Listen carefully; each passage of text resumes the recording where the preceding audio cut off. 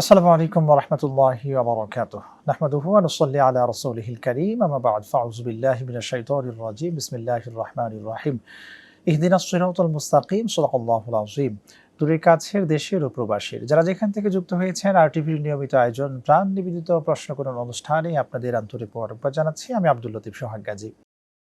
প্রিয় দর্শক, আরটিভির এই চমৎকার আয়োজন নিয়মিত প্রতি রবিবার ও সোমবার সরাসরি সন্ধ্যা ৬টা ৫ মিনিটে প্রচার করা হয়, যেখানে জীবন ঘনিষ্ঠ নানা ধরনের বিষয়গুলোর উপরে আমরা কথা বলে থাকি এবং আপনাদের করা প্রশ্নের উত্তরেও কিন্তু খুব চমৎকারভাবে স্কলারদের থেকে আমরা নিয়ে থাকি। এরই ধারাবাহিকতায় আজও আমরা একটি বিষয় নিয়ে আলোচনা করতে চাই। আজকের আলোচ্য বিষয় আমরা রেখেছি মুমিনের জীবনে হজের গুরুত্ব ও তাৎপর্য। এই বিষয়ের উপর আমরা একে একে প্রশ্ন করে আজকের বিজ্ঞ আলেমের থেকে আমরা জানতে চাইবো। আজকে আমরা স্টুডিওতে আমন্ত্রণ জানিয়েছি বিশিষ্ট ইসলামী চিন্তাবিদ, গবেষক, মিডিয়া ব্যক্তিত্ব, আপনার আমার সকলের প্রিয় প্রথিত জোশা ইসলামিক ফাউন্ডেশনের সম্মানিত মুহাদ্দিস ডক্টর হজরতে মাওলানা মোহাম্মদ ওয়ালিউর রহমান খান হাফিজাহুল্লাহ।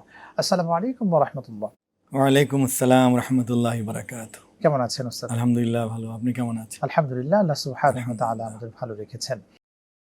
প্রিয় দর্শক, আজকের মেহমানের সাথে আমরা পরিচয় হলাম। আজকের মেহমান যে বিষয়ের উপর আলোচনা করবে সেই বিষয়টি ইতিমধ্যে আপনাদের সাথে আমরা শেয়ার করেছি। আজকের আলোচ্য বিষয় আমি আবারও বলছি, আজকের আলোচ্য বিষয় আমরা রেখেছি মুমিনের জীবনে হজের গুরুত্ব ও তাৎপর্য। এই বিষয়টির উপর আমরা আলোচনা করতে চাই।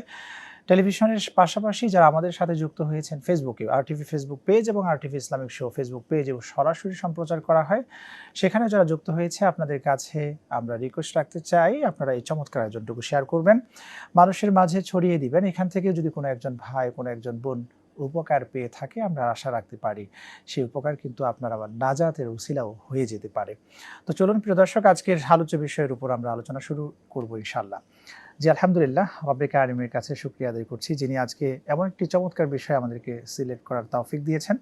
আমরা দেখেছি গত রাতেই বাংলাদেশ থেকে মক্কা মদিনার উদ্দেশ্যে হাজিরা যাত্রা শুরু করেছেন আলহামদুলিল্লাহ।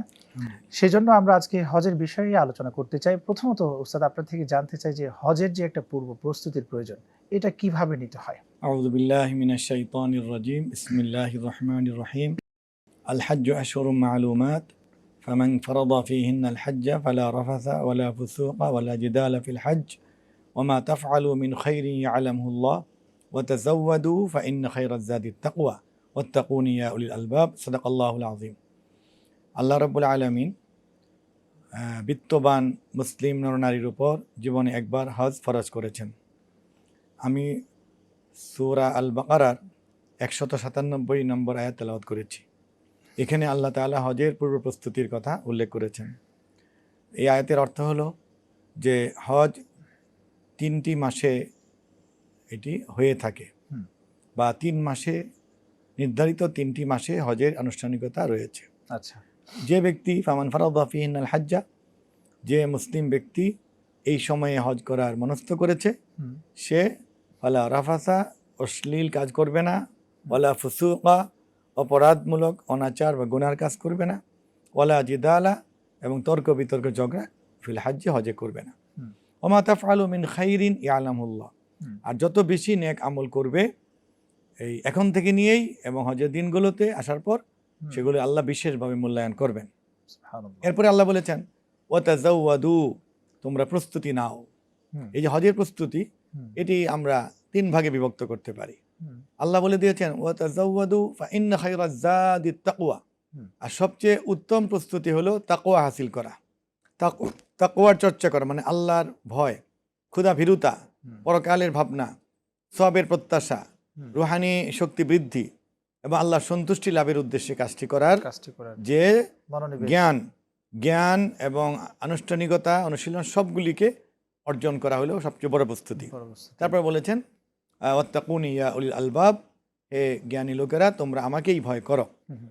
এখন প্রস্তুতি আমরা 3 ভাগে বিভক্ত করতে পারি। এক হলো যে হালাল উপার্জন দিয়ে জীবনের একটি ফরজ, যা প্রথম আদায় করলে এটি ফরজ, পরে আর করলেও নফল হবে, সেই রকম একটি আরাধ্য, একটি মানে লক্ষ্য নিয়ে মানুষ থাকে সারা জীবন, সেটি অর্জন করার জন্য হজ করার প্রস্তুতি নেওয়া। এরপর হলো হালাল উপার্জনের পাশাপাশি মনকে পরিষ্কার করা, মানে ইখলাসুন নিয়া, নিয়তকে পরিষ্কার করা, যে আমি শুধুমাত্র আল্লাহর সন্তুষ্টির জন্য হজ করব। মানে আমরা যেমন রুকু দেই আল্লাহর সন্তুষ্টির জন্য, সেজদা দেই, কোরআন তেলাওয়াত করি, রোজা রাখি, এবার দান করি, সেরকমই আল্লাহ সন্তুষ্টির জন্য হজ হবে, কোনো সুনামের জন্য, লোক দেখানোর জন্য নয়। লোক দেখানোর জন্য নয়। আরেকটি বিষয় এখানে যে হজ শব্দটি অর্থ কি এবং কাকে বলে, সাথে সাথে সেটিও যদি আপনি সংক্ষেপে বলতেন। এখন এই হজ শব্দের মানে আবিধানিক অর্থ হলো আল কসদু আল ইরাদাতু, ইচ্ছে করা, ইচ্ছে করা। এরপর হলো যে মানে এই যে ইচ্ছে, এটি পারিভাষিক অর্থ হলো যে নির্দিষ্ট দিনসমূহে, নির্দিষ্ট স্থানসমূহে নির্দিষ্ট কতগুলি ইবাদত পালনে সংকল্প করা। এখন নির্দিষ্ট দিন হলো কি, বছরের 8, 9, 10, 11, 12, 13 এই জিলহজ মাসে হজটি হবে। আর নির্দিষ্ট স্থান কি, তোয়াফ হলো কাবা ঘরে, সাই হলো সাফা মারওয়া, আর জিকির আসকার হলো মিনায়, আর ফরজ অবস্থান হলো আরাফা, আর ওয়াজিব অবস্থান এবং রাতের বেলা কান্নাকাটি করা মুজদালিফায়। আর শয়তানের প্রতি ঘৃণা প্রকাশের জন্য রমি করা বা কঙ্কন নিক্ষেপ করা শয়তানের প্রতীকী স্তম্ভে, সেটা হলো মিনায় বা জামারাতে। এই কাজগুলি নিয়ে হজ। তাহলে এই স্থানগুলো পৃথিবীতে একটা একটা করে আছে, আর এই দিনগুলো বছরে একবারই আসে, আর এখানে নির্দিষ্ট আমলগুলি করা। আমল কি, এহরাম করা একটি ফরজ, তওয়াফ করা ফরজ, এবং আপনার আরাফাতে অবস্থান করা ফরজ। আমরা বুঝতে পেরেছি। এখানে যে প্রশ্নটি করতে চাই যে হজের ফরজ কয়টি এবং ওয়াজিব সমূহ কয়টি, যদি জি, হজের ফরজ 3টি। এক হলো 8 তারিখে 9 বা 10-এর জন্য এহরাম করা। এহরাম পুরুষের জন্য চাদর, পোশাক আর কিছু নিয়ম মেনে চলা। মেয়েদের জন্য কোনো বিশিষ্ট পোশাক নেই, নির্ধারিত পোশাক নেই, কিন্তু নিয়ম মেনে চলা, এর নাম হলো এহরাম। এহরাম একটি ফরজ। 9 জিলহজ আরাফাতে, মানে দিনের বেলা সূর্যাস্তের আগ পর্যন্ত অবস্থান করা। আরেকটা হলো আপনার কাবা ঘরে 7টি তওয়াফ করা। এই 3টি হলো ফরজ। আর ওয়াজিব হলো মোটা দাগে 6টি। এক হলো মুজদালিফায় রাত যাপন করা, 9 তারিখ দিবাগত রাত। পরদিন 10 তারিখে বড় জামারাতে কঙ্কর নিক্ষেপ। 11, 12 এই 2 দিন 3টি জামারাতে কঙ্কর নিক্ষেপ। 10 তারিখে কুরবানি করা এবং চুল ফেলা, এগুলো ওয়াজিব। আর ফরজ তওয়াফের পর সাই করা ওয়াজিব। এগুলো 5টা। আরেকটা হলো শেষে যখন মক্কা মুকাররমা থেকে দেশে চলে আসবে, অথবা কেউ মদিনা মুনাওয়ারা যাবে, সেই শেষ বিদায়ের দিন বা আগের দিন বিদায়ী তওয়াফ করা ওয়াজিব। তাহলে ওয়াজিব মানে মোট 5টি বা 6টি, কিন্তু আপনি এটাকে বিস্তারিত করলে, যেমন রমি করা 10 তারিখ, এটা ওয়াজিব। 11 তারিখে ওয়াজিব, একটি রমি ওয়াজিব, সেই হিসাবে অনেকগুলো হয়, কিন্তু মোট হলো 6টি। জি, আলহামদুলিল্লাহ, খুবই চমৎকার আলোচনা শুনছি। আপনার কাছে আবার ফিরে আসবো, একটা বিরতি নিয়ে আসি। প্রিয় দর্শক, আপনারা দেখছেন আরটিভির নিয়মিত আয়োজন প্রাণ নিবেদিত প্রশ্ন করুন অনুষ্ঠান। সময় হয়ে গেল একটি বিরতি নেবার, আমাদের সঙ্গেই থাকুন, ফিরছি একটু পরে ইনশাআল্লাহ।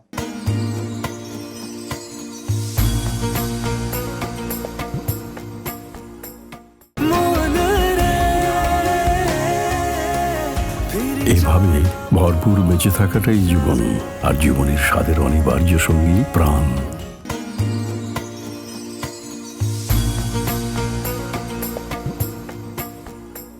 দর্শক, বিরতির পর ফিরে এলাম আপনাদের প্রিয় অনুষ্ঠানে। আপনারা দেখছেন আরটিভির নিয়মিত আয়োজন প্রাণ নিবেদিত প্রশ্ন করুন অনুষ্ঠান। আজকের অনুষ্ঠানে আমরা আলোচনায় আছি মুমিনের জীবনে হজের গুরুত্ব ও তাৎপর্য। আলোচনা করছেন ডক্টর মোহাম্মদ ওলিউর রহমান খান, হাফিজাহুল্লাহ। হজ কি সবার জন্য ফরজ, বা কত বছর বয়স থেকে হজ সম্পাদন করতে হবে? হজ হলো একজন ছেলে মেয়ে প্রাপ্তবয়স্ক হলে আর আর্থিক সামর্থ্য হলে পরে। যেমন প্রাপ্তবয়স্ক হওয়া কি, একটা ছেলের সাবালকত্বের কোনো লক্ষণ প্রকাশ পেলে সে নামাজও পড়তে হবে, এবং সামনে রোজাও রাখতে হবে, আর্থিকভাবে নেশাব পরিমাণ সম্পদের মালিক হলে যাকাত দিতে হবে, আর নিজ দেশ থেকে মক্কা মুকাররমায় যে এই কাজগুলি করে আবার দেশে আসার মতো আর্থিক সামর্থ্য হলেই হজ ফরজ। এবং সেটি সূরা আলে ইমরানের 97 আয়াতে আছে। আল্লাহ বলেছেন, ওয়ালিল্লাহি আলান নাসি হিজ্জুল বাইতি মান ইসতাতা ইলাইহি সাবিলা। মানুষের উপর আল্লাহর ঘরকে কেন্দ্র করে হজের কার্য সমাধা করা ফরজ, যার সেখানে যাওয়ার সামর্থ্য আছে। তো আর সামর্থ্য কি? আল্লাহ রাসূল সাল্লাল্লাহু আলাইহি ওয়াসাল্লামকে জিজ্ঞাসা করা হয়েছে যে, ইয়া রাসূলুল্লাহ, মা ইউজিবুল হাজ্জা, তিনি বলেছেন আজাদু ওর রাহিলাতু, যে যানবাহনের টাকা আর ওই দিনগুলি খাওয়া দাওয়ার টাকা থাকলেই হজ ফরজ। ফরজ। সেই হিসাবে এখন আমাদের দেশ থেকে যে মানে বাস্তব যে বাজেট, এটা হলে পরেই হজ ফরজ। যে পাশের দেশ কাতার থেকে যাবে তার যে পরিমাণ টাকা দরকার, এটা হলে তার জন্য ফরজ। আচ্ছা। যে ব্যক্তি মানে সৌদি আরব থেকেই হজ করবে, তার জন্য সেই যে শহরে থাকে সেই শহর থেকে মক্কা যাওয়ার পারমিশন পাওয়া আর যাওয়ার ব্যবস্থা হলে ফরজ। ফরজ। ঋণগ্রস্ত ব্যক্তিদের উপর কি হজ ফরজ কিনা? ঋণগ্রস্ত ব্যক্তি বলতে যার এই বছরের ঋণ এত পরিমাণ, মানে এই বছরের কিস্তি এই পরিমাণ যে তার হজের টাকার চেয়ে বেশি, তাহলে তার উপর হজ ফরজ হবে না। আচ্ছা। এমন যদি হলো যে কারো কর্পোরেট লোন, তাহলে এটা কোনো ধর্তব্য হবে না। কারো মানে হাউস লোন নিয়েছে, বাড়ি করবে, মনে করুন আপনার 50 লাখ টাকা ঋণ, কিন্তু তার এই বছরের কিস্তি হলো 5 লাখ, কিন্তু তার কাছে আরও 6-7 লাখ টাকা আছে, তাহলে হজ ফরজ। আচ্ছা। অনেকে আছেন যে টাকা পয়সা যেটা ইনকাম করছে, ইনকাম সোর্স তার হালাল না, হালাল পন্থায় ইনকাম না করে এই টাকা দিয়ে কি হজ করা যাবে? হবে না, কারণ হারাম খেলে, হারাম পোশাক পরলে, হারাম গাড়ি, হারাম বাড়িতে থাকলে হজ কেন, নামাজ, রোজা, জাকাত কিছুই হবে না। কারণ আল্লাহ তাআলা শর্ত দিয়েছেন, নবীজি বলেছেন কাসবুল হালালি ফরিদাতুন বাদাল ফরিদা, নামাজ রোজার পরে হালাল উপার্জন করা ফরজ। আচ্ছা। এবং নবীজি এটাও বলেছেন ইন্নাল্লাহ তাইয়্যিবুন লা ইয়াকবালু ইল্লা তাইয়্যিবা, আল্লাহ নিজে পবিত্র, তিনি পবিত্র বিষয় ছাড়া তিনি কবুল করেন না। হে মানুষ, লোক সকল, তোমরা হালাল এবং পবিত্র খাবার গ্রহণ করো, শয়তানের পদাঙ্ক অনুসরণ করো না। ওই হারামের পথগুলি শয়তানের পথ এবং সে সুস্পষ্ট দুশ্মন। এই জন্য কি করা, আপনার মানুষের জীবনের সূচনা থেকেই হালাল উপার্জনের মধ্যেই থাকা এবং হালাল উপার্জনের জন্য কেউ যদি অঙ্গীকার করে, প্রতিশ্রুতি নেয় যে আমি এটা করবই, হ্যাঁ, দৃঢ় প্রত্যয় গ্রহণ করে, তাহলে আল্লাহ ব্যবস্থা করে দেন আপনার। এরপরে মানুষের কম বেশি পৈতৃক সম্পদ থাকে, এটা হালাল। বাড়ি ভাড়া পেলে এটা হালাল। কায়িক পরিশ্রম করে যেটা, সেটা হালাল। তার মানে চাকরি করলে বেতনের মূল বেতনটা হালাল, মানে যেটা সে অসৎভাবে উৎকোচ বা উপঢৌকন বা অন্যভাবে নেয়নি, সেটা হালাল। যেগুলি হারাম সেগুলি কিন্তু মানে সংখ্যায় বা সেগুলির আইটেমে নামে কম। আল্লাহ তাআলা হালালের ব্যবস্থা বেশি দিয়েছেন। মানুষ পৈতৃক সম্পদ, মায়ের সম্পদ হালাল, বাবার সম্পদ হালাল, বা এরকম নিজের উপার্জিত সম্পদ হালাল, চাকরির বেতন হালাল, তারপরে কেউ ব্যবসা করে পুঁজি বিনিয়োগ করে সেখান থেকে যা পাবে সেটা হালাল। শুধু চুরি, ডাকাতি, কমিশন এগুলি হারাম, যেগুলি অন্যের হক নষ্ট করা হয় বা জনগণের হক থেকে কেটে খাওয়া হয়, অথবা মানে মানুষের মানে রাষ্ট্রীয় সম্পদ আত্মসাৎ করা, সেগুলি হারাম, সেগুলি বাঁচতে হবে। তাহলে হালাল পন্থায় অর্জিত সম্পদের মাধ্যমে আমাদের হজ সম্পাদন করতে হবে। অবশ্যই করতে হবে, অবশ্যই করতে হবে। আর একটি বিষয় আমরা দেখি যে আমাদের সমাজে এমনও আছেন যে ঋণ মহাজন করে হজে যায়, তারপরে এদিকে তার সন্তানদের এখনো বিয়ে শাদী দেয়নি, তার কন্যা সন্তানগুলো রয়েছে, তাদের ক্ষেত্রে আপনি কি বলবেন, মাসালা কি? আসলে হলো নিজের সন্তানাদিকে মানে খাদ্য, পানীয়, শিক্ষা, এগুলি দেওয়া ফরজ। এখন সন্তানাদিকে খাবার দাবার দেওয়ার ব্যবস্থা আছে, তারপরে তার হজে যাওয়ার টাকা ব্যবস্থা কোনোভাবে হয়েছে, তাহলে তো হজ ফরজ। এটাও করতে হবে, সেটাও করতে হবে, এরকম না। যেমন নামাজও ফরজ, রোজা ফরজ, তো পাশাপাশি দুটো হচ্ছে। এখন যে না, মেয়ের পরীক্ষা এই জন্য এবার যাবো না, বা মেয়ে বিয়ে দিতে হবে এই জন্য হজ করবো না, এরকম না। বিষয়টা হবে যে আমার মেয়ে বা ছেলের পরীক্ষায় আমার এতটুকু সময় দিতে হবে না যে একেবারে আমার এই হজের 1 মাস বা 1.5 মাস, এটা বড় একটা বিষয়, তাহলে তো যাওয়া। আরেকটা হলো যে না, আমি আগামী বছর যাব। নবীজি এমনি বলেছেন যে মান আরাদাল হাজ্জা ফালিয়াতাআজ্জাল, যখন হজ ফরজ হলো, আল্লাহ তাআলা এই আয়াত নাজিল করলেন, তখন নবীজি ঘোষণা করেছেন ইয়া আইয়ুহান নাস কাদ ফারাদা আলাইকুমুল হাজ্জা ফাহুজ্জু, যে আল্লাহ তোমাদের উপর হজ ফরজ করেছেন, তোমরা হজ আদায় করো।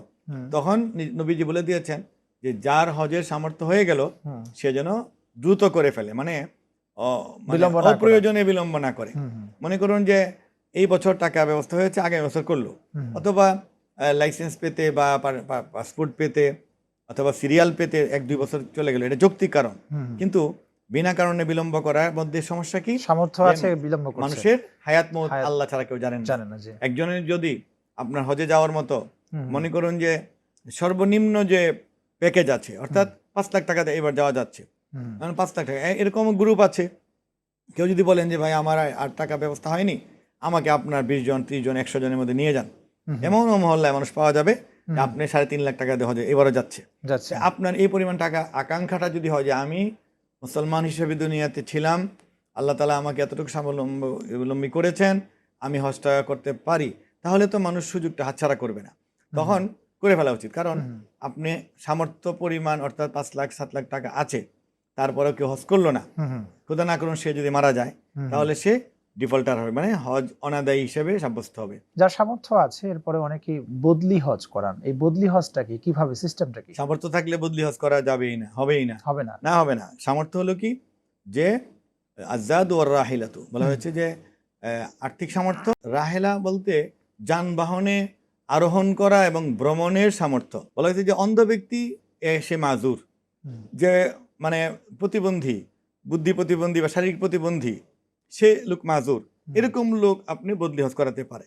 কিন্তু একজন সুস্থ মানুষ, টাকাও আছে এবং সে সফর করার মতো বাসে, ট্রেনে এবং প্লেনে ওঠা নামার মতো শক্তি আছে, সেই লোকের নিজেকেই যেতে হবে। বদলি হজ করালে বদলি হজ হবে না।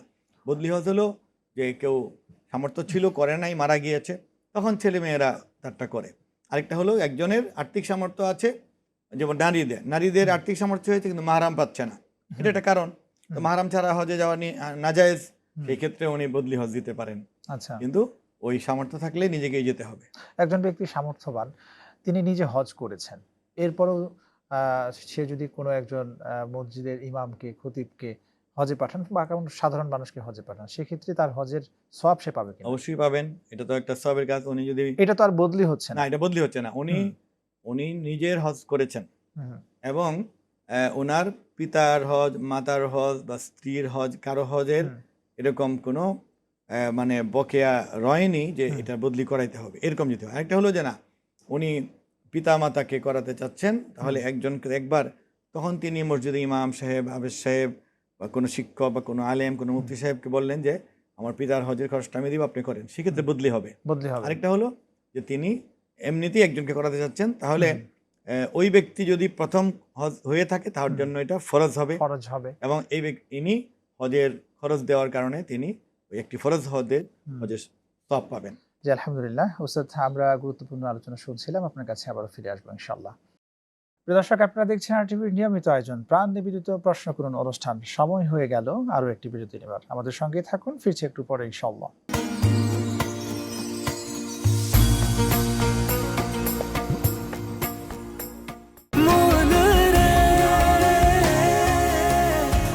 এভাবে ভরপুর বেঁচে থাকাটাই জীবন, আর জীবনের স্বাদের অনিবার্য সঙ্গী প্রাণ।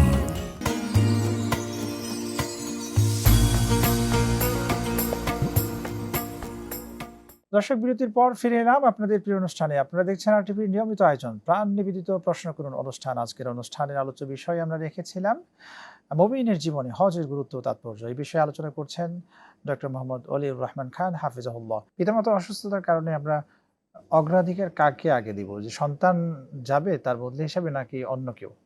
এইটা হলো যখন যে অসুস্থ হয়ে যায়, পিতামাতা বিছানায় শুয়ে পড়েছে, এরকম হতে পারে শারীরিকভাবে একেবারে অক্ষম, তাহলে ইসলাম বলে যে আগে হজ করেছেন এবং মাসলা মাসাইল ভালো জানেন, সেরকম ব্যক্তিকে দেওয়া উত্তম। আচ্ছা, যদি সেরকম না পাওয়া যায়, অথবা ছেলে মনে করেন যে আমি তো হজ করেছি, আমি পারবো, তাহলে সন্তানও করতে পারেন, কোনো বাধা নেই। হজের মতো একটা পরিশ্রমের ইবাদত, যেখানে আমাদের সাফা মারওয়া, মুজদালিফা, মিনা, অনেক জায়গায় আমাদের যেতে হয়, অনেক হাঁটতে হবে। শুধু কেউ হোটেল থেকে 5 ওয়াক্ত নামাজ পড়লে তাকে কমপক্ষে প্রতিদিন 10 কিলোমিটার হাঁটতে হবে। 10 কিলোমিটার হাঁটতে হবে। এই যে একটা পরিশ্রমের ইবাদত, এই ইবাদতটাকে আল্লাহ সন্তুষ্টির জন্য আমরা যারা মুমিনরা যাওয়ার সুযোগ পাচ্ছি সেখানে হজ করার, তাদের যে পূর্ব প্রিপারেশনের একটি বিষয় রয়েছে, সেই প্রশিক্ষণের ব্যবস্থা কি বাংলাদেশে রয়েছে এবং সেগুলো প্রপারলি হয় কিনা? এখন আলহামদুলিল্লাহ ব্যাপকভাবে হচ্ছে। দিন দিন মানুষ গিয়ে দেখছেন যে ভুল। এখন ওই যে আগে দেখতেন যে আপনার 60, 70, 80 বছরের বৃদ্ধ বেশি যেতেন, এখন দেখা গিয়েছে যে এরকম 60, 70, 80, 85 বছরের বৃদ্ধ গিয়ে তারা শুধু মানে অসুস্থতার মধ্যেই দিন কেটে যায়।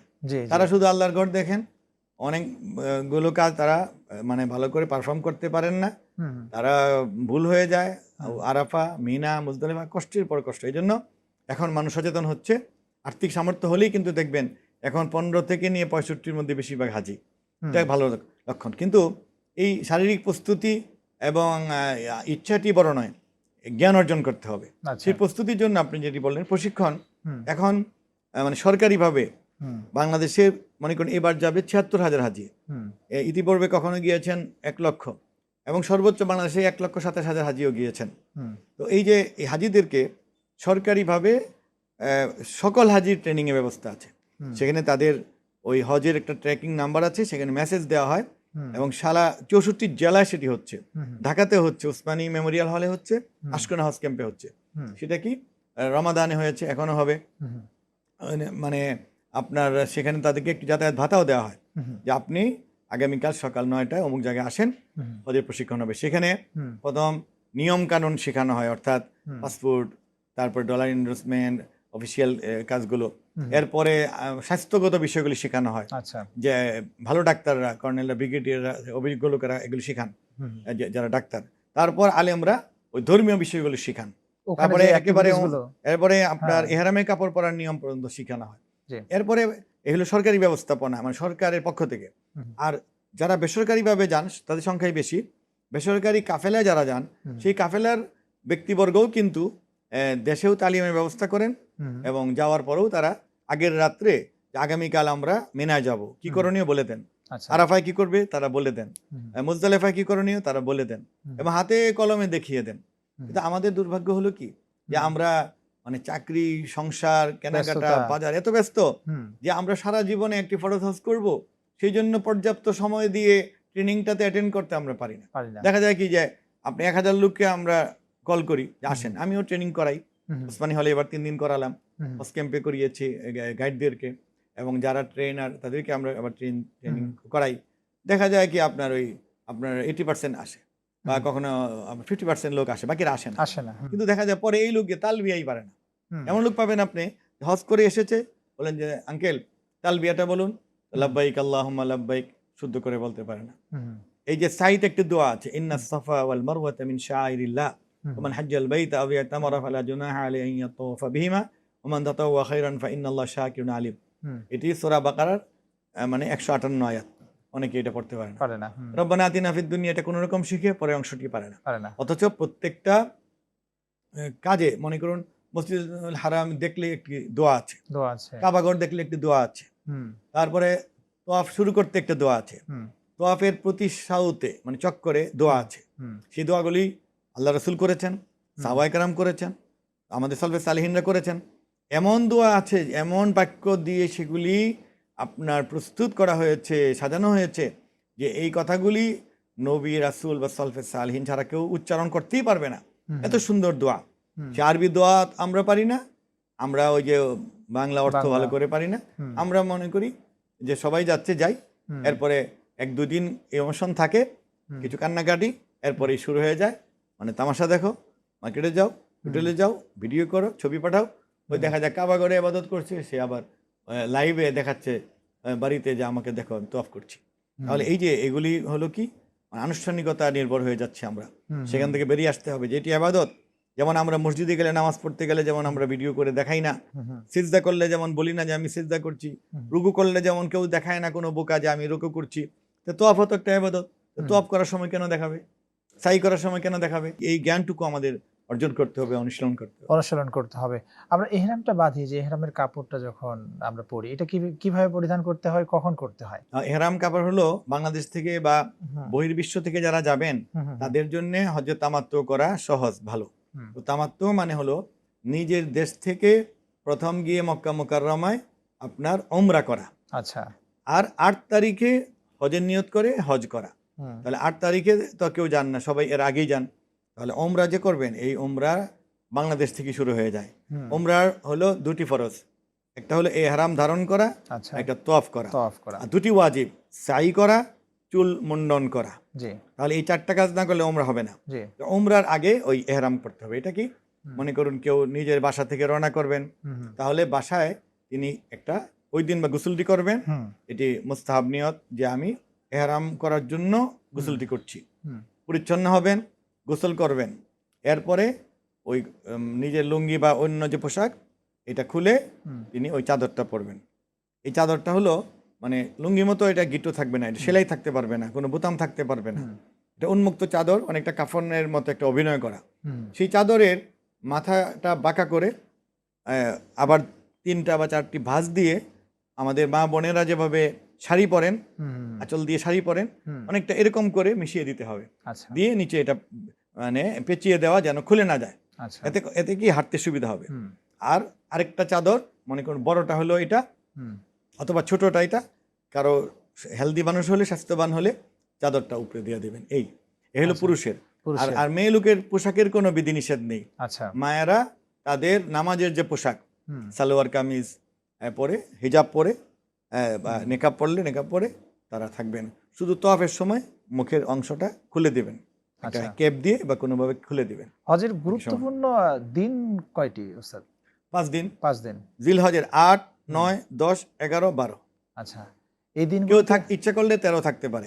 8 তারিখে আপনার সকাল হোক বা রাত থেকে হোক মিনায় গিয়ে অবস্থান করা সুন্নত। আচ্ছা, এরপরে 9 তারিখে আরাফাতে যাওয়া ফরজ। রাতে মুজদালিফা ফেরা ওয়াজিব।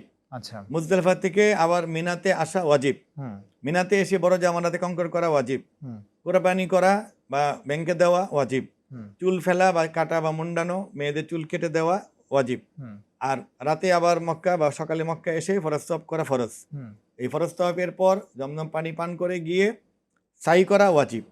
এই সাই করে আবার রাতে হোক দিনে হোক মিনায় চলে যাওয়া সুন্নত। মিনায় রাত যাপন করা সুন্নত।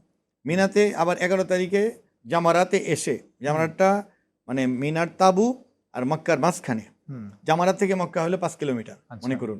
তো জামারাতে এসে মানে ছোট শয়তান, মেজো শয়তান, বড় শয়তান, আচ্ছা, জামরাতুল উলা, জামরাতুল উস্তা, জামরাতুল আকাবা আরবিতে বলে। আল জামারা সুগরা ছোট শয়তান, আল জামরাতুল উস্তা মেজো জামারাত, আর জামরাতুল আকাবা বা জামরাতুল কুবরা হলো বড় জামারাত।